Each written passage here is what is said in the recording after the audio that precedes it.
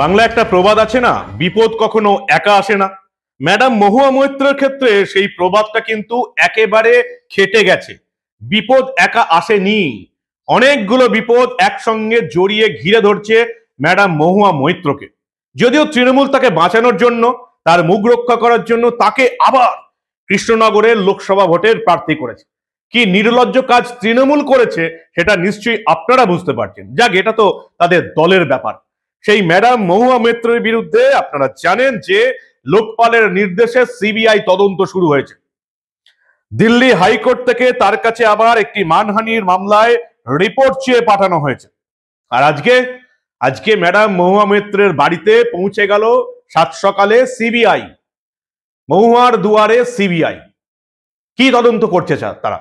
কেন মহুয়া মৈত্রের বাড়িতে সদল বলে সিবিআই হানা? সবটা শোনাবো এই গুরুত্বপূর্ণ প্রতিবেদন। শেষ অবধি দেখুন। আমি মানব, দা নিউজ বাংলায় আপনাদের স্বাগত জানাচ্ছি। ম্যাডাম মহুয়া মৈত্র কৃষ্ণনগরের সাংসদ ছিলেন, যাকে লোকসভা থেকে বহিষ্কৃত করা হয়েছে ঘুষ নিয়ে প্রশ্ন করার জন্য এবং নিজের সংসদ পোর্টালের আইডি পাসওয়ার্ড নিজের ব্যবসায়ী বন্ধু হীরানন্দনীকে দেওয়ার জন্য। যে সাংসদ নিজের সংসদ পোর্টালের আইডি পাসওয়ার্ড একজন ব্যবসায়িক বন্ধুকে দিয়ে দেন, যিনি দুবাইয়ে বসে ভারতীয় লোকসভার দিকে নজরে রাখেন, তেমনই একজন সাংসদকে ভারতবর্ষের ঐতিহ্যশালী লোকসভা তাড়িয়ে দিয়েছে, বহিষ্কৃত করেছে। তাকেই আবার সাদরে বরণ করে নিয়ে আবার কৃষ্ণনগরের প্রার্থী করেছে তৃণমূল কংগ্রেস। আদৌ লোকসভা ভোটে মহুয়া মৈত্র আবার দাঁড়াতে পারবেন কিনা, বা জিতলেও তিনি সংসদে ঢুকতে পারবেন কিনা, সেটাই এখন বড় প্রশ্নের মুখে রয়েছে। আর এত কিছু জানার পরেও, লোকসভা থেকে একজনকে তাড়িয়ে দেওয়ার পরেও তাকেই আবার লোকসভা ভোটের প্রার্থী করেছে তৃণমূল কংগ্রেস। কারণ আপনারা জানেন যে যত বেশি দুর্নীতি করবে, যত বেশি চুরির অভিযোগ উঠবে, যার বিরুদ্ধে যত অভিযোগ হবে, তৃণমূল দলে তার উচ্চতা সবচেয়ে বেশি হবে। কিন্তু এবার কিন্তু ম্যাডাম মিত্র বিপদে পড়ে গেছেন। এক নম্বর তো এই যে সংসদ পোর্টালের আইডি পাসওয়ার্ড যে তার ব্যবসায়ী হীরানন্দিনীকে দিয়েছিলেন, এই কারণে সংসদ থেকে তাকে ইতিমধ্যেই বহিষ্কৃত করা হয়েছে। এই মামলায় এবার লোকপাল থেকে তার বিরুদ্ধে সিবিআই তদন্তের নির্দেশ দেওয়া হয়েছে। আজকে দেখলাম আমরা সাত সকালে তার কলকাতার আলিপুরের বাসস্থানে হানা সিবিআইয়ের একটি দল মহুয়া মৈত্রের আলিপুরের বাসস্থানে চলে গেল। শনিবার সকালে হাজির হয়ে গেল তারা রত্নাবলী নামক একটি আবাসনে। এই রত্নাবলী আবাসনের একটি বড় ফ্ল্যাটে থাকেন মহুয়া মৈত্রের বাবা দীপেন্দ্রলাল মৈত্র। তিনি আবার আগে ব্যবসায়ী ছিলেন, এখন অসুস্থ, উঠতে পারেন না। মহুয়ার এই বাড়িতে, আলিপুরের এই বাড়িতে রত্নাবলী নামক এই আবাসনের একটি ফ্ল্যাটে এই মুহূর্তে সিবিআই তল্লাশি চলছে। দীপেন্দ্রলাল মিত্রকে জিজ্ঞাসাবাদ করা হচ্ছে। কেন তল্লাশি? যেটুকু আমরা জানতে পেরেছি যে সিবিআই লোকপালের কাছ থেকে দায়িত্ব পাওয়ার পরেই কিন্তু মহুয়া মৈত্রের বিরুদ্ধে তদন্ত শুরু করেছে। ফলে সেই তদন্তের একটা পার্ট, তিনি কি ঘুষ নিয়ে প্রশ্ন করেছিলেন, এটা তদন্ত করছে সিবিআই।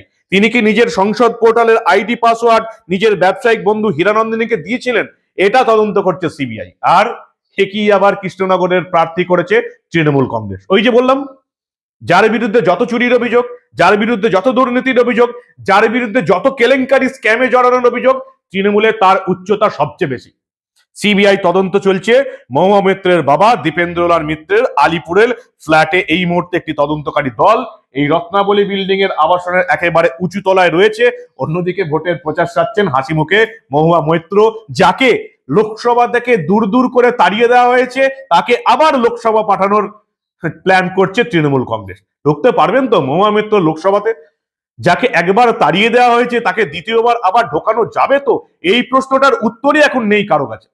সংবিধান বিশেষজ্ঞরা বলতে পারবেন যে একটা অভিযোগে লোকসভা থেকে তাড়িয়ে দেওয়ার পর 2-3 মাস পরেই তিনি আবার জিতলে লোকসভায় ঢুকতে পারবেন কিনা।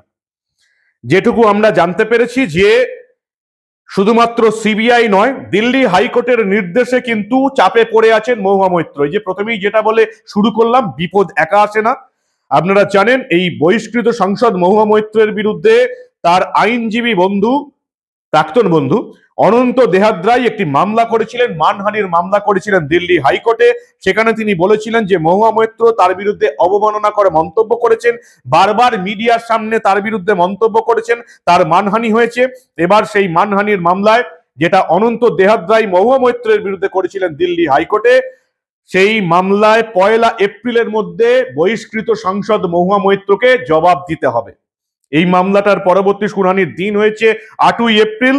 1 এপ্রিলের মধ্যে মহুয়া মৈত্রকে জবাব দিতে হবে তিনি কেন তার প্রাক্তন বন্ধু আইনজীবী অনন্ত দেহাদ্রায়ের বিরুদ্ধে মিডিয়াতে খারাপ কথা বলছেন, তার বিরুদ্ধে অবমাননার কথা বলছেন, তার বিরুদ্ধে অসম্মানজনক কথা বলছেন। এটা 1 এপ্রিলের মধ্যে তাকে জবাব দিতে হবে। এই হচ্ছে মহুয়া মৈত্র বহিষ্কৃত সাংসদের বিরুদ্ধে সিবিআই তদন্তের নির্দেশ দিয়েছে লোকপাল। আপনারা জানেন লোকপাল যে কোনো রাজ্যের বিধানসভার বিধায়ক বা লোকসভার সাংসদ, রাজ্যসভার সাংসদদের বিরুদ্ধে তারা তদন্তের নির্দেশ দিতেই পারে। মহুয়া মৈত্রের দুর্নীতির বিরুদ্ধে তদন্তের নির্দেশ দিয়েছে লোকপাল, আর সেই বহিষ্কৃত সাংসদকেই আবার প্রার্থী করেছে তৃণমূল কংগ্রেস। আদৌ এটা জানেই না যে কৃষ্ণনগরে জিতলেও তিনি লোকসভায় ঢুকতে পারবেন কিনা, কোনো সাংবিধানিক বিধিনিষেধ আছে কিনা, কারণ তাকে লোকসভা থেকে বহিষ্কৃত করা হয়েছে। আর আজকে এই মুহূর্তের যেটা খবর, মহুয়া মৈত্রর এই আলিপুরের এই বাড়িতে রত্নাবলী ফ্ল্যাটের এই আবাসনে সিবিআই এই মুহূর্তে তদন্ত করছে। তারা এখন এই রত্নাবলী আবাসনের মহুয়া মৈত্রের ফ্ল্যাটে তদন্ত করছে। কি বেরোবে এখান থেকে সেদিকে আমাদের নজর থাকবে। আপনারা নজরে রাখুন দা নিউজ বাংলা। আমরা আবার এই ধরনের কোনো ঘটনায় চেপে রাখতে দেব না।